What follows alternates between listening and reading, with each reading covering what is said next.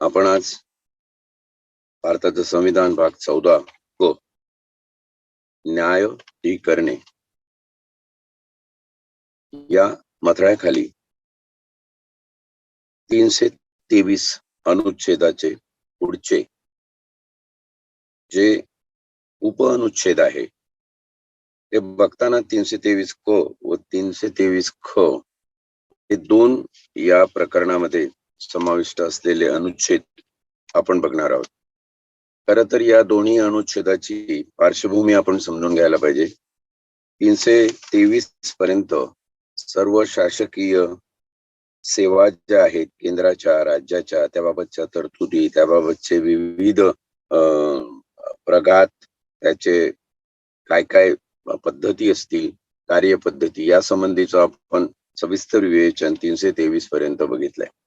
323 क आणि ख हा जो निर्देश आहे तोच सूचित करतो की ही उपकलम या कलमाला जोडून भारताच्या संविधानात नंतर आणण्यात आलेली आहे. याला एक विशेष पार्श्वभूमी आहे आणि ती म्हणजे देशामध्ये लागू झालेल्या 1975च्या आणीबाणीची. म्हणून ही घटना दुरुस्ती 42वी घटना दुरुस्ती 1976 च्या कलम 46 प्रमाणे आणली गेली आणि 3 जानेवारी 1977 पासून या उपकलमांचा अंमल सुरू झाला. ही पार्श्वभूमी आपण जेव्हा लक्षात घेतो तेव्हा एक लक्षात घ्यायला पाहिजे की ही जी न्यायाधिकरणे आहे ही प्रशासकीय न्यायाधिकरणे आहे, ज्याला आपण ऍडमिनिस्ट्रेटिव्ह ट्रायब्युनल्स असं संबोधतो. ऍडमिनिस्ट्रेटिव्ह ट्रायब्युनल्स जर राज्य स्तरावर असतील तर राज्याचं ऍडमिनिस्ट्रेटिव्ह ट्रायब्युनल म्हटलं जातं आणि जर केंद्राचे असतील तर केंद्रीय ऍडमिनिस्ट्रेटिव्ह ट्रायब्युनल किंवा सेंट्रल ऍडमिनिस्ट्रेटिव्ह ट्रायब्युनल केंद्रीय प्रशासकीय न्यायाधिकरण असं त्याला संबोधलं जातं. आपण मॅट आणि कॅट हे शब्द प्रचलितरित्या वापरतो. महाराष्ट्र ऍडमिनिस्ट्रेटिव्ह ट्रायब्युनल आणि सेंटर ऍडमिनिस्ट्रेटिव्ह ट्रायब्युनल असा त्यांचा शब्दभ्रंश आहे. हे आपण लक्षात घेतल्यानंतर याची गरज काय भासली तर ही दोन प्रकारे गरज भासली. खरं तर आणीबाणीच्या आधीपासूनच प्रशासकीय न्यायाधिकरण असावी असा उद्घोष होत होता, अशी मागणी होत होती. पण अशी काही महत्वाची वेळ येईल त्यांच्यावर असं वाटत नव्हतं. अमेरिकेसारख्या प्रगत देशामध्ये ही न्यायाधिकरणं खूप नंतरच्या काळामध्ये आली आणि ही एक जोड मिळाली की जगात इतरस्त ऍडमिनिस्ट्रेटिव्ह ट्रायब्युनल्स आहे तसे ते भारतामध्येही यावेत. प्रघात असा होता की लोकशाही जशी जशी प्रगतशील होत जाणार तशी तशी लोकशाहीची एक एक अंग ही विस्तारणार आणि ही अंग विस्तारण्याचा प्रकार होता की या ठिकाणी संविधानाची नीतिमत्ता खालावली होती. याचा आपण थोडासा विचार करू आणि मग याच्या अंतरंगात आपण जाऊ. कारण निर्मिती मागची भूमिका निर्मिती मागची पार्श्वभूमी आपल्याला समजून घेणं तितकंच महत्वाचं आहे. तर प्रशासनासाठी जसं आपण सगळ्या अनुच्छेदांचा अभ्यास करताना बघितलं की प्रशासनासाठी नेमणूक भरती त्यांची पद त्यांच्या पदोन्नती त्यांचे भत्ते त्यांच्या रजा याच्याबद्दलचे विशिष्ट नियम आहेत. म्हणजे सेपरेट सेट ऑफ लॉ वेगळी कायद्याची निर्मिती आहे. तशी ती शासनाबद्दलची आहे. तसं आता पुढच्या भागामध्ये आपण निवडणुकांचं बघणार आहोत. तर निवडणुकांच्या नियमावलीप्रमाणे शासक हा निवडून येतो जनप्रतिनिधी म्हणून. मग त्यानंतर तो विधानमंडळाचा विधानसभेचा सदस्य होतो. सदस्यानंतर त्यांच्या पुढचे काय मंत्रिमंडळ वगैरे राज्यपाल नायब राज्यपाल उपराष्ट्रपती राष्ट्रपती हे सगळे प्रघात आपण जेव्हा घटनेमध्ये बघतो तेव्हा हे शासनाचे नियम प्रणावली झाले. शासनाबद्दल कार्यपद्धती कशी असावी याबाबत संविधानाने केलेल्या तरतुदी झाल्या. त्याचप्रमाणे संविधानाने प्रशासनाबद्दल केलेल्या तरतुदी आपल्याला बघायला मिळतात. मग त्याच्यामध्ये मंत्रिमंडळ सचिवालय विधानसभेचे जे अध्यक्ष असतात त्यांचं सचिवालय संसदेचे लोकसभेचे अध्यक्ष आहे त्यांचं सचिवालय हे आपण सगळं बघितलं. यांच्या कामकाजासाठी यांच्या भरतीसाठी, यांच्या पदोन्नतीसाठी, यांच्या बदल्यांसाठी प्रशासनाच्या वेगळे नियम हे लागलेले असतात. आता या नियमाप्रमाणे जेव्हा कारभार चालतो, तेव्हा त्या नियमाला धरून कोणावर अन्याय अत्याचार होणारच नाही याची हमी देता येत नाही. हे अन्याय अत्याचार होऊ शकतात. त्याला आपण नेपोटिझम म्हणतो. कोणाच्या अन्याय्य बदल्या होतात, कोणाला अन्याय रीतीनं निलंबन केलं जातं, कोणाला अन्याय रीतीनं त्याचं पेमेंट रोखलं जातं, निवृत्ती वेतनापासून वंचित ठेवलं जातं, एखाद्या वेळी विभागीय चौकशी त्याच्या मागे लावलेली असते. हे सगळे जरी आवश्यक असले तरी या सगळ्यांमधून न्यायप्रचुरच भूमिका निर्माण होईल असं सांगता येत नाही. याच्यात अन्याय होऊ शकतो. मग तुम्ही म्हणाल 1975 ते 76 ला ही घटना दुरुस्ती आली, तर 76च्या आधी हे अन्याय होत नव्हते का? निश्चितपणे होत असतील, पण प्रमाण अलार्मिंग नव्हतं. प्रमाण एवढं मोठं नव्हतं की याच्याकडे कायद्याने आणि संविधानाने लक्ष द्यावं एवढं मोठं निश्चित नव्हतं. कारण त्यावेळी संविधानातली नीतिमत्ता, कॉन्स्टिट्यूशनल मॉरॅलिटी ही बऱ्यापैकी जिवंत होती असं मानायला कारण उपलब्ध आहे. काळ जसा जसा पुढे जात गेला तसे तसे अनैतिक प्रकार वाढले आणि अमुक ठिकाणी जिल्ह्याच्या याला जो माझा कलेक्टर आहे तोच मला पाहिजे, कारण मी शासक आहे तर मला माझी माणसं पाहिजे, तिथे अमुक SP पाहिजे, अमुक पोलीस ठाण्यामध्ये अमुकच फौजदार पाहिजे, अशा प्रकारचा एक नेपोटिझमचा प्रकार जो त्याच्याबद्दल खूपदा बोलल्या जातं, असा सुरू झाल्यानंतर त्याला कुठंतरी मग न्याय अन्याय, कारण एखाद्याला जर एखाद्या गोष्टीची आपण पुढची चाल देत असू तर कोणावर तरी मात करावी लागेल किंवा कोणाला तरी अन्याय सहन करावा लागेल. तो त्यांनी का करावा हा एक भाग झाला. दुसरा, प्रशासकीय नियमांचं काटेकोर पालन होतं की नाही ते बघणं हा दुसरा महत्वाचा भाग झाला. आणि तिसरा आणि महत्वाचा जो आणीबाणीनंतर निदर्शनास आला की प्रशासनाचे वेगळे नियम, प्रशासनाला वेगळे कायदे, set of rules and law असून सुद्धा प्रशासनाला नियमबाह्य कामं करण्यासाठी शासन भाग पाडू शकतं.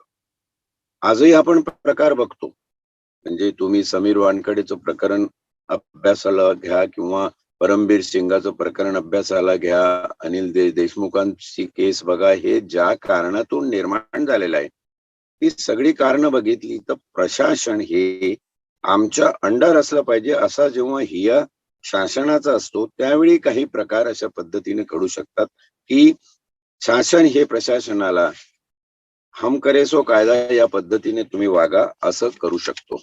आणि हा प्रकार खऱ्या अर्थाने आणीबाणीमध्ये फार मोठ्या प्रमाणात झाला आणि प्रशासनावर अन्याय सुद्धा तेवढेच झाले. अन्याय आपल्यावर होऊ नये म्हणून काही लोक त्याला बळी पडले, काही लोक त्यांच्यावर केसेस झाल्यानंतरच्या काळामध्ये आज जशा होतात तशा त्याही काळी होत गेल्या. आणि एकंदर सिच्युएशनचा आढावा घ्यावा, त्यावर विचार करावा अशी परिस्थिती जेव्हा निर्माण झाली, त्या परिस्थितीतून उद्भवली ही 42वी घटना दुरुस्ती आणि न्यायाधिकरण हे प्रकरण संविधानामध्ये. ही पार्श्वभूमी आपण लक्षात घेतली पाहिजे की प्रशासनाचं काम करत असताना जे अन्याय होतात, आता इथे पण प्रशासकावर कोणाचा अन्याय होईल, तर नॅचरली तो शासनाचा अन्याय होईल. म्हणजे शासन न्याय्य आहे की अन्यायी आहे? आता कितीही न्याय्य असलं, कितीही अन्याय असलं, कितीही कायद्याचा सेट तयार असला तुमच्याकडे, तरी मानवी स्वभाव हा असा विचित्र आहे की माणसाला कुठल्याही एका कायद्याच्या चौकटीत बसवता येत नाही आणि आजपर्यंत आलेलं नाही. आणि म्हणून घटनेमध्ये 395 अनुच्छेद काय आणि प्रत्येक कायद्यामध्ये कित्येक कलम काय, ही सगळी निर्माण झाली ती त्यासाठी एखाद्या विशिष्ट कामाला मनुष्य प्राणी हा शासक, प्रशासक, जनता वगैरेच्या भूमिकेतून असतो. तो कसा चलित व्हावा, कसं ते रेग्युलेट व्हावं, कसा नियमित करावा, यासाठीचे जे रूल आहे ते अनन्यसाधारण आहे. हे प्रमाण आहे एका गोष्टीचं. अशा प्रकारचे कायदे आणि हे असताना कितीही कायदे असले तरी अपुरी आहे, कारण शेवटी मनुष्य स्वभाव आहे, मनुष्य प्राणी आहे. त्याच्याकडून काही ना काही गोष्टी उलथापालथी, चूक, मागे पुढे, वाईट चांगलं हे होतच राहणार. आणि म्हणून त्यासाठी जसा जसा प्रवास संविधानाचा पुढे जातो, जसा जसा समाज पुढे जातो, जसा जसा कायदा बदलत घडणाऱ्या किंवा बदलत जाणाऱ्या समाज परिस्थितीला कोपअप करायचं काम करतो, तसंच काम या घटना दुरुस्तीने करून या ठिकाणी प्रशासकीय न्यायाधिकरणे निर्माण करण्यात आलेली आहे. हे प्रशासकीय न्यायाधिकरणाची पूर्वपीठिका मला वाटतं इतकी पुरेशी आहे याची कारण काय होती आणि कशासाठी ही प्रशासकीय न्यायाधिकरणे आली. आता आपण याचा एकंदर सविस्तर मसुदा या 2 अनुच्छेदांमध्ये बघू. 323 क आणि 323 ख मध्ये, ज्यामध्ये संसदेला असलेले अधिकार, निर्मिती कुठल्या कुठल्या कारणासाठी आणि काय काय कशा प्रकारच्या तरतुदी आहे याच्याबद्दलचं विवेचन आपण बघणार आहोत. 323 क, प्रशासकीय न्यायाधिकरणे संघ राज्याच्या, केंद्र शासन अथवा भारताच्या राज्य क्षेत्रातील किंवा भारत सरकारच्या नियंत्रणाखालील कोणत्याही राज्याच्या किंवा कोणत्याही स्थानिक अथवा अन्य प्राधिकरणाच्या, म्हणजे देशाबाहेरचं असेल, भारत सरकारच्या नियंत्रणाखाली असेल ते सुद्धा याच्यामध्ये समाविष्ट झालं, अथवा शासनाच्या मालकीच्या किंवा त्याने नियंत्रित केलेल्या कोणत्याही निगमाच्या, म्हणजे प्रायव्हेट लिमिटेड कंपन्या असतील, पब्लिक सेक्टर्स असेल, कारभारासंबंधातील या सगळ्या संस्थांच्या, संघ राज्याच्या, भारत सरकारच्या, भारतीय क्षेत्राच्या किंवा इतर क्षेत्रामध्ये भारत सरकारच्या नियंत्रणात असलेल्या अशा निगमांच्या, प्राधिकरणाच्या सगळ्या कारभारासंबंधीतल्या लोकसेवा व पदे, this is very important, public service, public sector, public service आणि अपॉइंटमेंट, त्याचं पद, त्याला कुठल्या पदावर तो आहे तो, लोकसेवा व पदे यावर नियुक्त केलेल्या व्यक्तींची भरती व सेवा शर्ती, रिक्रुटमेंट आणि terms and conditions of service, भरती व सेवा शर्ती याबाबतचे विवाद, याबाबतचे जर प्रश्न निर्माण झाले, म्हणजे भरतीबाबतचा एखादा प्रश्न निर्माण झाला असेल, एखाद्याला भरतीमध्ये न्याय मिळालेला नसेल, जसं मध्यंतरी एक प्रकरण आपण बघितलं की पोलीस खात्यातल्या जवळपास 4000 कॉन्स्टेबल्सनी मुख्यमंत्री महोदयांना महाराष्ट्रातल्या ईमेल पाठवले आणि सांगितलं की आम्ही 20-20 वर्ष, 15-15 वर्ष एकाच पदावर काम करत आहोत, तो वरची पद ही सरळ सेवेने एमपीएससी मार्फत न भरता आम्हाला पदोन्नतीने ती भरण्यात यावी. अशा प्रकारच्या सेवा शर्तीबाबतचे विवाद, भरतीबाबतचे विवाद किंवा तक्रारी यांचा अभिनिर्णय किंवा न्याय चौकशी प्रशासकीय न्यायाधिकरणामार्फत व्हावी यासाठी संसदेला कायद्याद्वारे तरतूद करता येईल. संसदेने काय करावं हे संविधानाचं काम आहे सांगणं, आणि संविधान हे असं विधान आहे की जी सगळ्या गणांनी, सगळ्यांनी मिळून, भारताच्या सगळ्या लोकांनी मिळून केलेलं विधान आहे. म्हणून त्या विधानाने संसदेला सांगायचं आहे की तुम्ही काय केलं पाहिजे, काय नाही केलं पाहिजे. तर हे संसदेला सांगण्यासाठीची तरतूद या ठिकाणी, ते प्रावधान आपल्या संविधानामध्ये 323 क ने निर्माण केलेलं आहे. कशाबद्दलचं? लोकसेवा व पदे, पब्लिक सर्व्हिसेस आणि त्यांच्या अपॉइंटमेंट, त्यावर नियुक्त केलेल्या व्यक्तीचं रिक्रुटमेंट आणि सेवेच्या टर्म्स कंडिशन याबाबत निर्माण झालेले विवाद, त्यावर अभिनिर्णय देणे. अभिनिर्णयाचा अर्थ निर्णय देणे एवढं म्हटलं असतं किंवा न्याय निर्णय देणे म्हटलं असतं. अभिनिर्णय देणे, अभिनिर्णय म्हणजे हा असा निर्णय की जो अधिकारवाणीने दिलेला आहे आणि त्या निर्णयाला पुढे चॅलेंज नाही, कारण न्यायाधिकरण ही स्वतंत्र न्याय व्यवस्था प्रशासकीय अधिकाऱ्यासाठी निर्माण केली असल्यामुळे त्यांचे निर्णय हे अंतिम राहतील. त्याच्याबद्दलची तरतूद आपण पुढे बघणारच आहोत. पण अभिनिर्णय या शब्दाचा अर्थ तुम्हाला स्पष्ट व्हावा त्यासाठी अभिनिर्णय आणि न्याय चौकशी, एखाद्या वेळी एखादी चौकशी ऑर्डर करायची असेल, एखाद्या प्रकरणामध्ये ज्याच्यात पुरेसा मसुदा उपलब्ध नसेल निर्णय घेण्यासाठी, त्याच्यामध्ये जर चौकशी करायची गरज पडली तर अशा चौकशीचे आदेश सुद्धा देऊ शकेल असं न्यायाधिकरण निर्माण करण्यासाठी संसदेला अधिकार देण्यात आलेले आहेत. समभाग 2 अनुच्छेद 323 क चा पुढे असं म्हणतो, खंड 1 मध्ये केलेल्या कायद्याद्वारे काय संसदेला कुठल्या कुठल्या बाबतीत कायदे करण्याचा अधिकार असेल, त्याचे 7 विभाग दिलेले आहे आणि हे 7ही विभाग सगळ्या प्रशासकीय सेवेतील सगळ्या घडामोडींना कव्हर करणारे आहे, समावेश करणारे आहे सगळ्यांचा. त्यातली पहिली आहे संघ राज्याकरिता एक प्रशासकीय न्यायाधिकरण, ज्याला सेंट्रल ऍडमिनिस्ट्रेटिव्ह ट्रिब्युनल म्हणतात, आणि प्रत्येक राज्याकरता अथवा 2 किंवा अधिक राज्याकरता एक स्वतंत्र प्रशासकीय न्यायाधिकरण स्थापन करण्याची तरतूद करता येईल. संसदेला केंद्रासाठी आणि राज्यासाठी एक एक प्रशासकीय न्यायाधिकरण स्थापन करण्याची तरतूद करता येईल, किंवा मग 2 राज्यांनी संमतीने जर सांगितलं की आमच्या 2 राज्यासाठी एकच प्रशासकीय न्यायाधिकरण ठेवा, तर तेही तरतूद संसदेला कायद्याद्वारे करता येईल. नंबर 2 आहे, उक्त न्यायाधिकरणापैकी प्रत्येकाला वापरता येईल अशी अधिकार अवमानाबद्दल शिक्षा करण्याच्या अधिकारासह व प्राधिकार विनिर्दिष्ट करता येईल.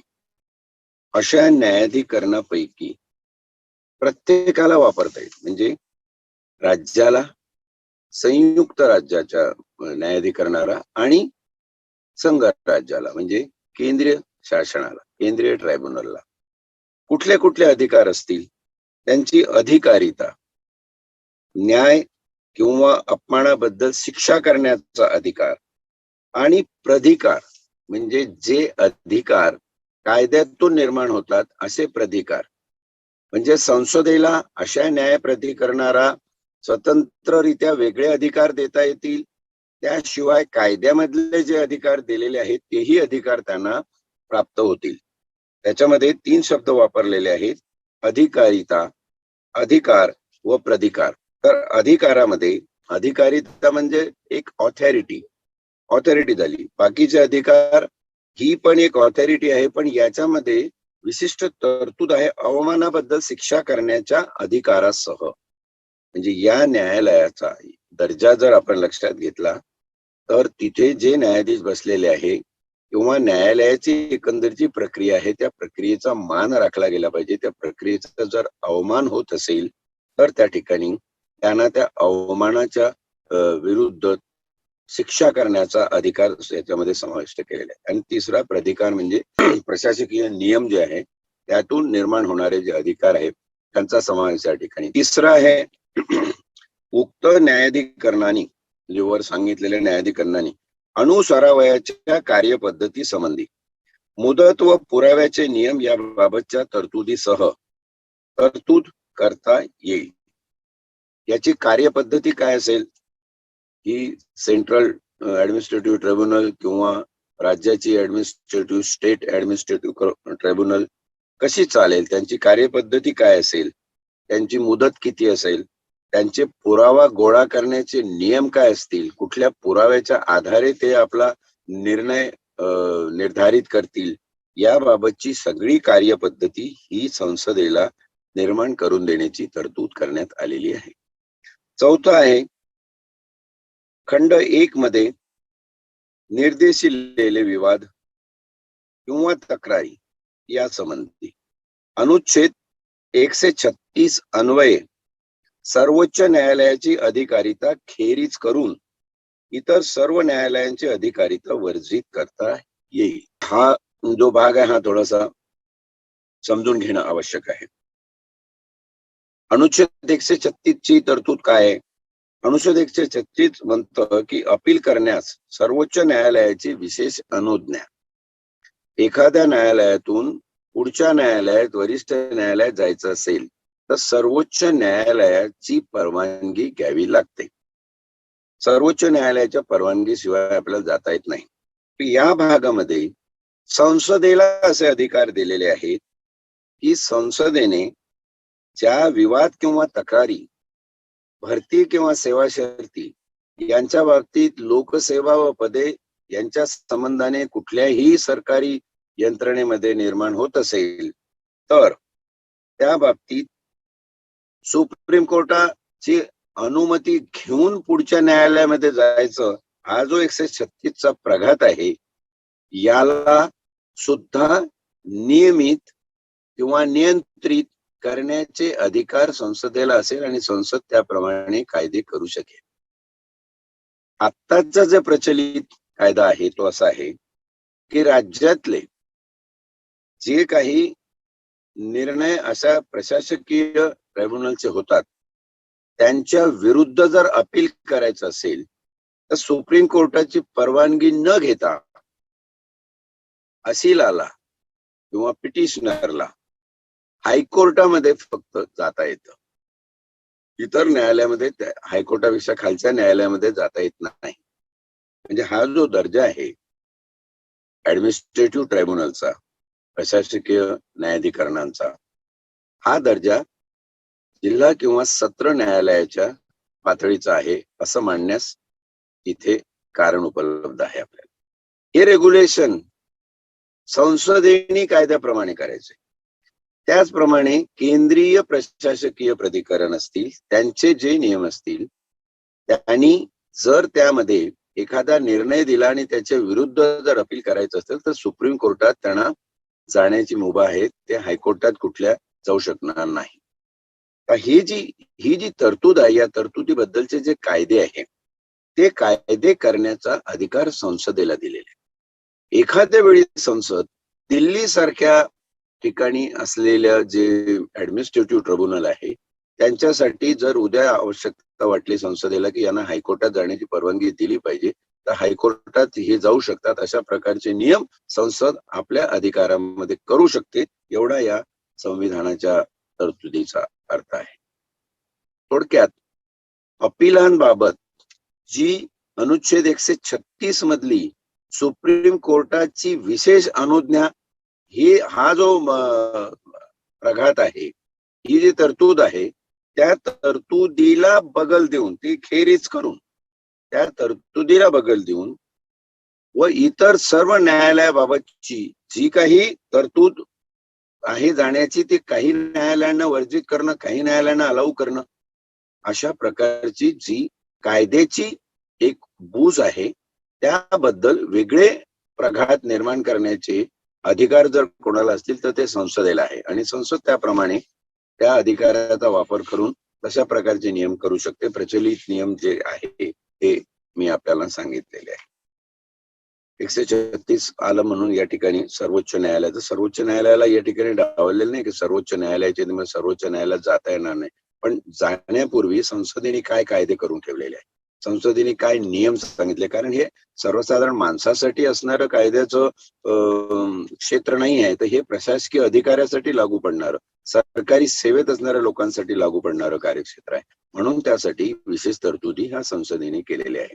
सर्वसाधारण जनतेचा याच्याशी संबंध नसतो, पण जे लोकसेवक आहे त्यांच्यासाठी हे अनन्यसाधारण महत्वाचं असं अनुच्छेद आहे, या तरतुदी आहे.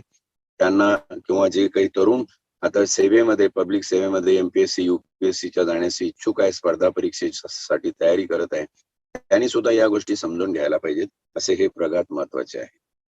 5वं असं आहे, अशा प्रत्येक प्रशासकीय न्यायाधिकरणाकडे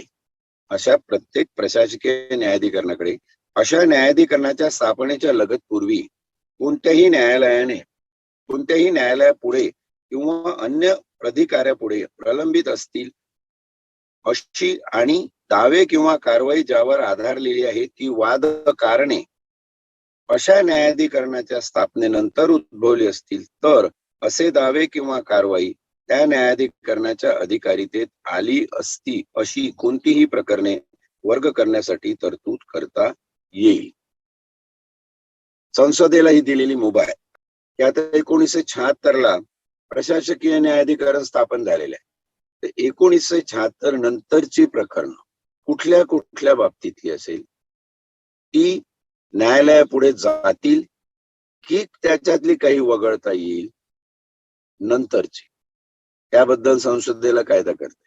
त्याचप्रमाणे हे प्राधिकरण 1976 लागू झालं त्याच्या आधीची काही बाबतीतली प्रकरणे असतील ज्याच्यामध्ये खरंच जास्त अन्याय झाला असेल, अमानवीय अन्याय झाला असेल, तुमचे फंडामेंटल राईट्स व्हायलेट झाले असतील, तुमच्या मूलभूत हक्कांची पायमल्ली झाली असेल, असे 76 पूर्वीचे काही प्रकरण असतील किंवा कुठल्या प्रकारची प्रकरणं ही न्यायाधिकरणापुढे जावी यासाठीचे नियम आणि कायदे करण्याचे अधिकार संसदेला यांनी दिलेले आहेत. सहसा कायद्याचा प्रघात काय असतो, ज्या तारखेपासून तो कायदा अंमलात आला असेल त्या तारखेनंतरची प्रकरण त्या न्यायाधिकरणासमोर घेतली जातात आणि त्याच्या आधीची प्रकरण तेव्हा हा कायदा अस्तित्वातच नव्हता म्हणून आधी प्रकरण येऊ शकणार नाही. सहज तिथे वकील जाऊन म्हणतील हे त्याच्या आधीच झालेलं प्रकरण, त्यावेळी हा कायदाच अस्तित्वात नव्हता, त्याच्यामुळे ते घेऊ नये. परंतु काही काही कायद्यांना पोस्ट फॅक्टो इफेक्ट जसं आपण म्हणतो, पूर्व ग्रही लक्ष अशा पद्धतीनं त्याचे नियम तयार करून ही प्रकरणं सुद्धा न्यायालयासमोर येऊ शकतात पूर्वलक्षी प्रभावाने. ज्याला आपण पूर्वलक्षी प्रभावाने, तर पूर्वलक्षी प्रभाव हा कुठल्या प्रकरणाला द्यायचा, लोकसेवकाच्या कुठल्या बाबतीमध्ये पूर्वलक्षी प्रभाव द्यायचा आणि कुठल्या भागामध्ये नंतरचं कायदा आल्यानंतरचा लक्ष द्यायचं, याची न्याय निवाडा करण्याचे जे नियम आहेत ते ठरवण्याचा अधिकार संसदेला आहे. अर्थात ही तरतूद असण्याचं कारण यामागे असं आहे की जी छोटी मोठी क्षुल्लक प्रकरणं आहेत ती प्रकरणं परत परत न्यायालयासमोर येण्याचं काही कारण नाही. जर खरंच मोठी प्रकरण असेल आणि ज्याच्यात विशेषतः जसं मी सांगितलं की फंडामेंटल राईट्स वगैरेचं व्हायोलेशन झालं असेल, अशी प्रकरणं ही न्यायालयाच्या स्थापने पूर्वीची असतील, ती न्यायालय स्थापनेनंतर त्यांच्यासमोर जाऊ शकतील. पण या बाबतीतले नियम, या बाबतीतले जे आराखडे आहेत ते संसद कायद्याद्वारे निश्चित करेल. तेव्हा 6वं आहे अनुच्छेद 371 घ खंड 3 अन्वये राष्ट्रपतीने केलेला कोणताही आदेश निरसित करता येईल किंवा त्यात सुधारणा करता येईल. 371 घ, जर 371 घ आपण पुढे बघणार आहोत, ज्याच्यामध्ये आपल्याला न्यायालयासंबंधीचे काही प्रघात जे राष्ट्रपतींना लागू आहेत, राष्ट्रपती त्या प्रकारचे प्रघात निर्माण करू शकतात अशी जी तरतूद याच्यामध्ये दिलेली आहे 371 अनुच्छेदामध्ये. त्या 371 ख मध्ये आपल्याला सगळ्या राज्यांसाठीची केलेली तरतूद या ठिकाणी बघता येईल. म्हणजे त्याच्यात सुरुवात नागालँड पासून झालेली आहे आणि सुरुवात नागालँड पासून झालून 371 या अनुच्छेदाला अस्थायी, संक्रमणकालीन व विशेष तरतुदी, काही अस्थायी स्वरूपाच्या तरतुदी असतात त्यांना टेम्पररी आपण म्हणू, काही संक्रमणकाली म्हणजे ट्रान्झिशनल प्रकारच्या, आणि काही विशेष तरतुदी ज्या राज्यपालांना करण्याचा अधिकार आहे एकंदर संविधानिक प्रघातामध्ये. त्याच्यात विदर्भ असेल, मराठवाडा असेल, हे जनरली विकास मंडळ, मग त्या विकास मंडळाचं काही वेगळं प्राधिकरण असावं का, याबद्दलचा हा सगळा 371चा पसारा आहे. तो 371चा आपण नंतर बघणारच आहोत डिटेलमध्ये. महत्वाचं यासाठी एवढ्यासाठी सांगितलं की 371 अनुच्छेदा अन्वये राष्ट्रपतींना एक केंद्रीय आदेश निर्गमित करण्याचा, विकास प्राधिकरणाचा आणि काही न्याय प्राधिकरणाचे जे देण्यात आलेले आहे, हेही आर्टिकल बरंच मोठं आहे. कारण प्रत्येक राज्याची वेगळी वेगळी जडणघडण या ठिकाणी आपल्याला बघायची आहे. म्हणजे नागालँड मध्ये असेल तिथे जर प्रशासकीय अधिकाऱ्याचे नियम असतील, तिथली प्रशासकीय न्यायाधिकरणं असतील, त्याचे नियम हे महाराष्ट्रातल्या नियमासारखे नसणार, तिथं वेगळे नियम लागू पडतील. तिथली भौगोलिक सांस्कृतिक परिस्थिती लक्षात घेऊन कदाचित त्यांची नियमावली ही वेगळी द्यावी लागेल आणि ही कोणी द्यावी, ती राष्ट्रपतीने द्यायची असते. अशा राष्ट्रपतीच्या अधिकाराबाबत या ठिकाणी मध्येच 323 क मध्ये प्रशासकीय न्यायाधिकरणाच्या बाबतीत जे भाष्य करत आहे ते असं म्हणतं की अनुच्छेद 371च्या खंड 3 अन्वये राष्ट्रपतीने केलेला कोणताही आदेश निरसित करता येईल किंवा त्यात सुधारणा करता येईल. राष्ट्रपतीने असा केंद्रीय आदेश जारी केला असेल एखाद्या राज्यासाठी आणि संसदेने केलेला कायदा असेल, त्या कायद्याचं आणि राष्ट्रपतीच्या आदेशाचं जर क्रॉस झालं तर संसदेचा कायदा हा त्याला श्रेष्ठ समजला जाईल किंवा संसदेला राष्ट्रपतीने केलेला कायदा निरसित करून, रद्दबातल करून त्या ठिकाणी नवीन किंवा ऍडिशनल काही तरतुदी करायच्या, त्या तरतुदी करण्याची एकंदर मुभा ही संसदेला या 6व्या मुद्द्यांनी समभाग 2च्या अनुच्छेद 323 क नी बहाल केलेली आहे. थोडक्यात इथं काय झालं, तुम्ही जर सगळं बघाल तर शेवटचं 7वं आपण बघणार आहोत. संसदेला अनन्यसाधारण महत्व देण्यात आले. संसदचं महत्व म्हणजे कोणाचं महत्व? लोकप्रतिनिधीचं महत्व. पण त्याचवेळी हे विसरता कामा नये की संसदेचं अधिकार क्षेत्र किंवा संसदेचं संपूर्ण आधिपत्य सरकार स्थापन झाल्यानंतर ज्या पक्षाचं सरकार स्थापन होतं त्या केंद्रीय मंत्रिमंडळाकडे जातं. कारण मंत्रिमंडळ ही अख्ख्या संसदेची प्रातिनिधिक बॉडी आहे. हे बरेचसे नियम याच्यातले मंत्रिमंडळ आपल्या पद्धतीने करू शकतं आणि आपल्या पद्धतीने चालवू शकतं. हा प्रघात स्वर्गीय इंदिरा गांधी पंतप्रधान असताना जास्त एकाधिकारशाहीने राबवला गेला, कारण आणीबाणीची परिस्थिती होती आणि त्यावेळी प्रशासकांना करणे म्हणजे करणे, तो तिथं काही बाकीच्या गोष्टीचं सुनवाईच नव्हती. त्याच्यामुळं जास्त अनागोंदीचं वातावरण निर्माण झालेलं, ज्याला कारणभूत ठरली ही 42वी घटना दुरुस्ती आणि प्रशासकीय न्यायाधिकरणे निर्माण झाली. त्याच्यात प्रश्न या ठिकाणी असा आहे की संसद मोठी की राष्ट्रपती मोठे? तर निर्वातपणे संसद मोठी, कारण संसदेने असा राष्ट्रपतीचा एकाचा आदेश निरसित केला असेल तर संसदेला कायद्याद्वारे ही तरतूद करून दिलेली आहे की त्यांनी ती कळवायची आहे राष्ट्रपतीला, त्यांची फायनल सही होते तेव्हाच तो कायद्याचं रूप घेऊ शकतो. ते कोणाच्या मार्फतीने कळवायचे? केंद्रीय मंत्रिमंडळाचे. केंद्रीय मंत्रिमंडळाच्या सल्ल्यानुसार राष्ट्रपतीला कारभार करायचे, म्हणजे केंद्रीय मंत्रिमंडळ म्हणाल राष्ट्रपतीने त्याच्यावर सही करायची.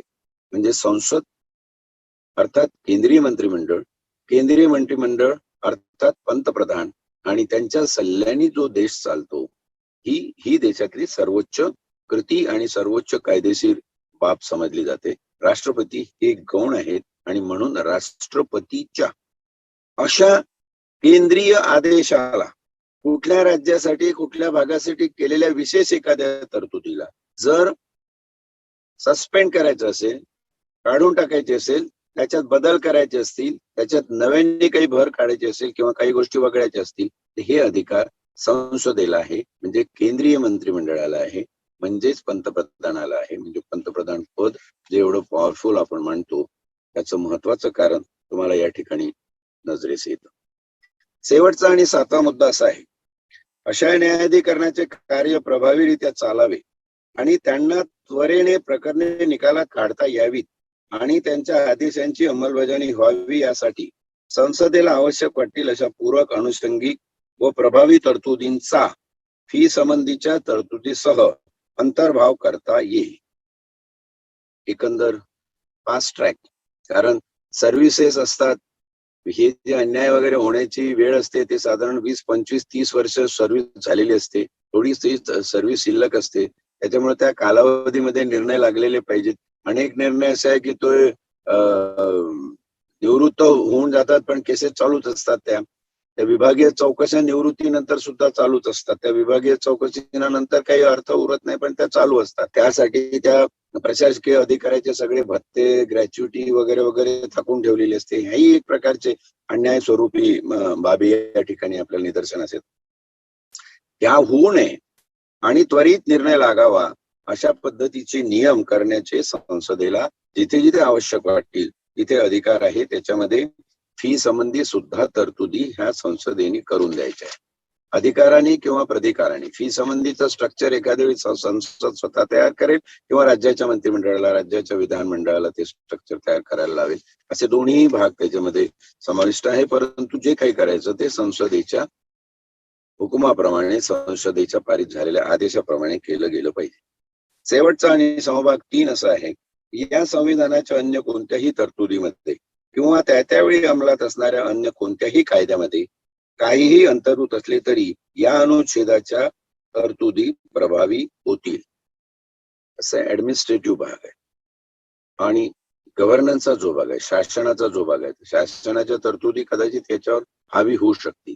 म्हणून हे बचाव करणार अनुच्छेद 323 क च शेवटचा समभाग 3 असं सांगतो की या ठिकाणी ऍडमिनिस्ट्रेटिव्ह ट्रायब्युनलचे निर्णय, ऍडमिनिस्ट्रेटिव्ह ट्रायब्युनलच्या ज्या तरतुदी आहेत या अग्रक्रमाने इतर कायद्याच्या खाली येणार नाही किंवा इतर कायद्याच्या प्रभावामुळे निष्प्रभ होणार नाही, तर ह्या स्वतःचा स्वतंत्र प्रभाव टिकवून कार्य करतील अशा प्रकारचं या ठिकाणी हे समभाग 3 अनुच्छेद 323 क च वर्णन करते.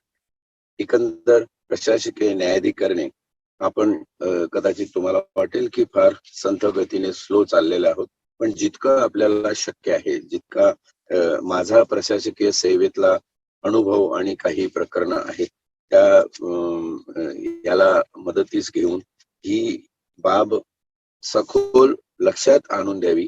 त्याच्यामध्ये संसदेचा भाग लक्षात आणून द्यावा, त्याच्यामध्ये मंत्रिमंडळाचा भाग लक्षात आणून द्यावा त्याच्यामध्ये वरिष्ठ, कनिष्ठ आणि होणाऱ्या सगळ्या अन्यायाच्या ज्या मांदियाळी आहेत, आणि सांगायला मला फार म्हणजे खेद वाटतो ह्या गोष्टी, खंत म्हणून व्यक्त करावीशी वाटते, की मॅट आणि कॅट समोर जी प्रकरणं प्रलंबित आहेत, ती प्रकरणं अनन्यसाधारण अशी प्रकरणं, फार मोठ्या संख्येने ही प्रकरणं प्रलंबित आहेत. ज्यावेळी एखाद्या अधिकाऱ्यावर अन्याय होतो, सहसा अधिकारी काम करत असताना कुठला अधिकारी असा चैन किंवा मजेसाठी आपण आपल्या वरिष्ठांच्या विरुद्ध न्यायालयाकडे जावं असं कोणाला वाटत नाही. कारण शेवटी पाणी में रह के मगरमच्छ से बैर क्यों असा प्रकार आहे. नोकरी तर करायचीच आहे, नोकरीसाठी तर आलो त्यावेळी आटापिटा करून. अगदी अपरिहार्य परिस्थितीमध्ये ते या प्रशासकीय न्यायाधिकरणाकडे जातात.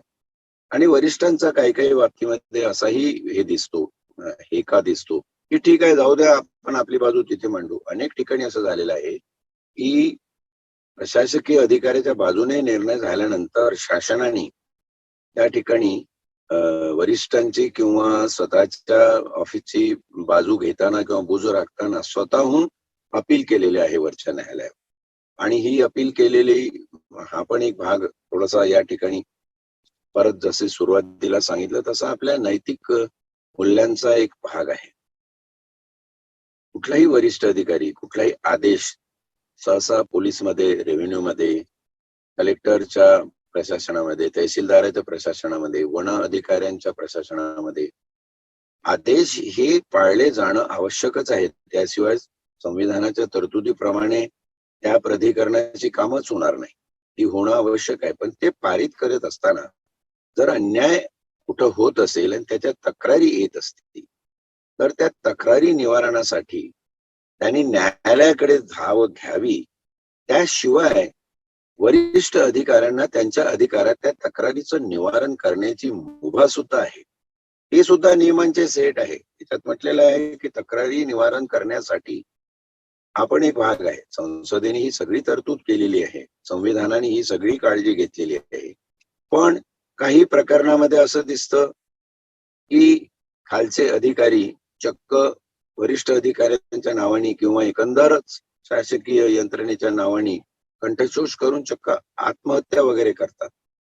मला वाटतं हा भाग जो आहे प्रशासकीय अधिकाऱ्याला अशोभनीय आहे, असं कोणी करू नये, किंवा वरिष्ठांनी त्यांच्या अधिपत्याखाली शक्यतोवर असं कुठलं काही प्रकरण होऊ देऊ नये अमानवीय. थोडक्यात काय महत्वाचं की संविधानाची नीतिमत्ता ही परत अधोरेखित होते. वारंवार जोपर्यंत हे संविधान पारायण चालेल हा शब्द मी उच्चारत राहणार, कारण तोच एक परवलीचा शब्द आजच्या घडीला झालेला आहे. नीतिमत्ता टिकली तर संविधान टिकेल, संविधान टिकलं तर देश टिकेल, प्रशासन टिकेल, शासन टिकेल. आपण 323 ख हे सुद्धा एक परत मोठं अनुच्छेद आहे. त्याबद्दलचं विवेचन पुढच्या भागामध्ये आपण उद्या घेऊया. 177वा संविधान पारायणाचा तो भाग असेल, 177व पुष्प असेल. ते 1 फेब्रुवारी उद्यापासून आपण सुरू करू. तोपर्यंत वेळेची मर्यादा लक्षात घेऊन तुमची अनुमती घेतो आणि इथेच थांबतो.